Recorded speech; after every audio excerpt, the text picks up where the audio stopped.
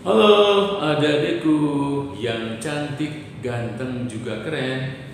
Semoga kalian selalu dalam keadaan sehat ya. Penuh semangat dan semangatnya dijaga terus sampai titik darah penghabisan. Merdeka. Adik-adikku, kembali kakak hadir lagi untuk memberikan informasi yang menarik tentang sebuah komponen elektronik yang bernama kapasitor. Komponen ini keren banget menurut kakak, adik-adikku semuanya ya. Komponen ini ada di laptop kamu, keyboard kamu itu adalah kapasitor. Terus kemudian power bank, ya, yang kamu bawa-bawa ketika kamu pergi jauh dan tidak mau kehilangan kontak dengan pacar kamu. Biasanya power bank itu kamu bawa. Nah, power bank itu adalah bagian utamanya adalah sebuah kapasitor. Juga begitu, HP touchscreen kamu, ya, antara layar di belakang layar. Jadi begitu kamu sentuh layar touchscreen kamu, itu dia akan membentuk sebuah kapasitor.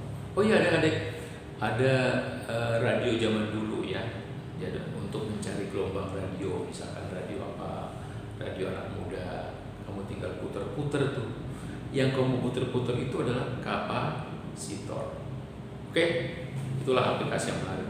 Oh iya, kalau misalkan bibi kamu lagi nyuci terus kemudian putaran kipas angin, putaran mesin cucinya melambat, itu sudah dipastikan ya, kapasitornya sudah melemah. Juga begitu, lagi anak-anak kamu belajar, lagi asik-asik kamu santai, tiba-tiba kipas angin yang kamu pakai ya untuk mensirkulasi udara tiba-tiba putarannya melambat, bisa dipastikan kapasitornya sudah melemah. Oke adik-adikku ya, itulah aplikasinya. Mari, baik, sekarang kita lihat soalnya. Sebuah kapasitor keping sejajar mempunyai kapasitansi C ketika udara digunakan sebagai dielektrik. Nah ini dia, kapasitor keping sejajar. Kepingnya sejajar deh, ya. Kepingnya itu nggak sombong, jadi kepingnya itu sama tinggi. Nggak boleh satu lebih tinggi dari yang lain, itu yang pertama. Ya, dan luas kepingnya juga harus sama deh, nggak boleh beda, ya. Oke, dan jumlah muatan nanti yang tersimpan di sini dan di sini juga sama, ya. Oke, tentang penyimpanan muatan kakak udah berikan di soal sebelumnya. Nah, sekarang mari kita lihat soal kapasitor itu sendiri ya. Jadi kalau misalkan kapasitor keping sejajar ini ruang di antaranya diisi udara itu adalah permitivitas relatifnya 1 atau konstanta dielektriknya 1. Ya, maka kapasitansinya adalah C. Ya. Oke, adik-adikku. Jadi kita tahu dulu rumusan dari kapasitansi kapasitor keping sejajar. C, kapasitansi kapasitor keping sejajar, zat dielektrik ditandai dengan permitivitas relatif atau konstanta dielektrik dikali permitivitas hampa udara. Kalian nggak hafal nggak apa-apa, ini adalah konstanta dikali luas penampaknya, ini menentukan kapasitansi. Kalau hanya besar, C-nya pasti besar. Dan juga ditentukan oleh jarak antar keping. Jarak antar keping ini menentukan juga. Artinya apa? Kalau D-nya kecil, C-nya besar. Kalau D-nya besar, C-nya kecil. Karena C sama D berbanding terbalik. Inilah menentukan kapasitansi kapasitor keping sejajar. Ya, nggak ada yang lain deh. Kapasitansi kapasitor keping sejajar hanya tergantung dari ini dan ini. Ya. Oke, sekarang mari kita lihat mula-mula ketika dia diisi udara, maka kapasitansinya kakak tulis di sini ya. Ketika ER-nya permitivitas relatifnya atau epsilon R-nya 1, maka C-nya adalah kita masukin R-nya 1 sehingga kita dapatkan EO A per D. Jadi kapasitansi dia dihitung dari sini, EO A per D. Oke, itu yang pertama ya, ya. Kemudian katanya kapasitor itu diisi oleh 3 jenis zat dielektrik, ya, yang merah, supaya untuk pembeda aja deh adikku ya semuanya ya. Kita kasih dua warna yang berbeda. Kalau yang merah ini, ya, diisi dengan zat dielektrik yang pertama dengan permitivitas relatif pertama adalah 2. Lihat adik-adik ya, diisi dengan luas A dengan D, ya, dengan tebal cuma D per 2. tebalnya D per 2. Oke ya? Sehingga kita bisa bilang yang merah itu, yang jadi elektriknya R1, dia punya kapasitansi D, namanya C1 kita bikin ya. Oke, namanya C1 adalah, kita masukin rumus itu, ER-nya kita masukin 2, itu kan ya, EO kali A per B adalah C.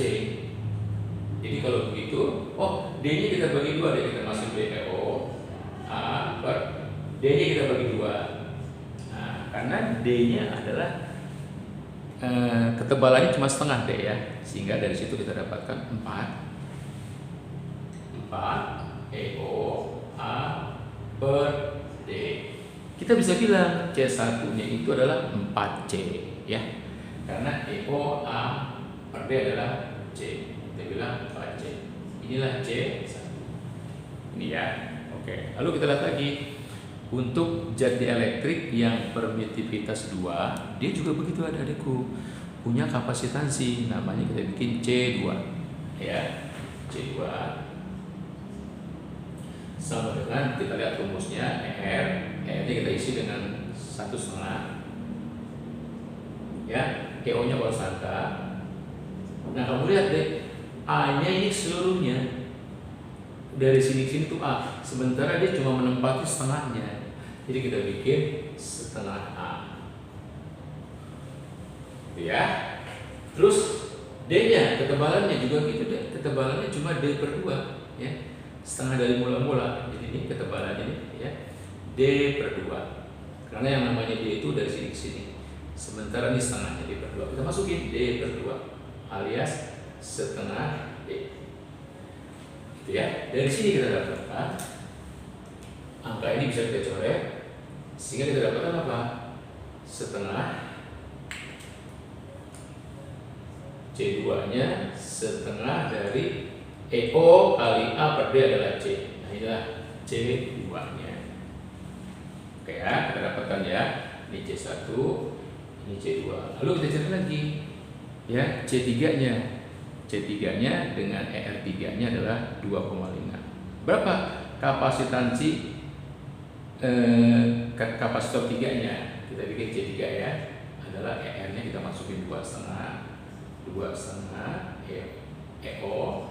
A-nya cuma menempati setengah dari A ya, setengah dari A, jadi luasnya ditempati cuma setengah dari A, kita bikin setengah dari A per, juga begitu, ketebalannya cuma setengah dari D alias D per 2. Oke, dari sini kita bisa coret ya, ini kita coret, habis kita dapatkanlah kalau C3 itu adalah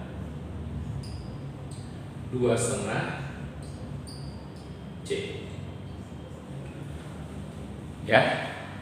Jadi masing-masing zat elektrik yang mengisi ruang di antara keping itu punya kapasitansi masing-masing. Nah sekarang kapasitansi yang baru antara C1, C2, C3 tersusun seperti apa? Nah ternyata tersusunnya gini deh.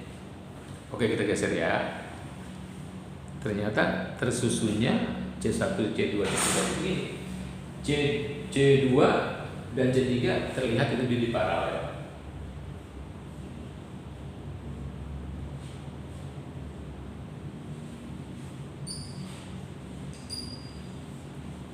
Nah, terlihat ya.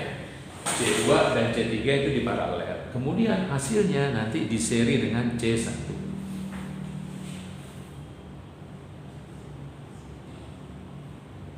Nah, inilah susunannya yang baru setelah kapasitor diisi dengan zat-zat elektrik.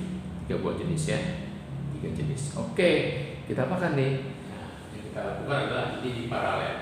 Gantinya adalah ini C23. Oke, C2 dan C3 di paralel, ganti adalah C23. C23-nya berapa? C2 ditambah C3. Itulah aturan susunan paralel. C totalnya tinggal jumlahin aja. C2-nya adalah 1,5 C ditambah C3 nya adalah 2,5 C. Kita dapatkan 4C. Jadi ini 4C.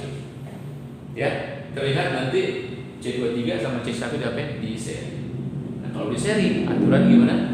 Aturannya adalah C totalnya alias C 1, 2, 3 gitu ya, kita jumlahkan tapi dalam bentuk seper. Itulah aturan seri. Jadi kalau begitu C1 ditambah seper C2, 3. Oke, kita lihat dulu apakah masih muat. Oh, masih muat. Jadi seper CT adalah C total. Seper C1 kita masukkan, tadi C1 nya nilainya adalah 4C. Kita masukin seper 4C ditambah seper 4C. Ya, penyebutnya udah sama, tinggal tambahin aja atasnya, jadi 2 4C.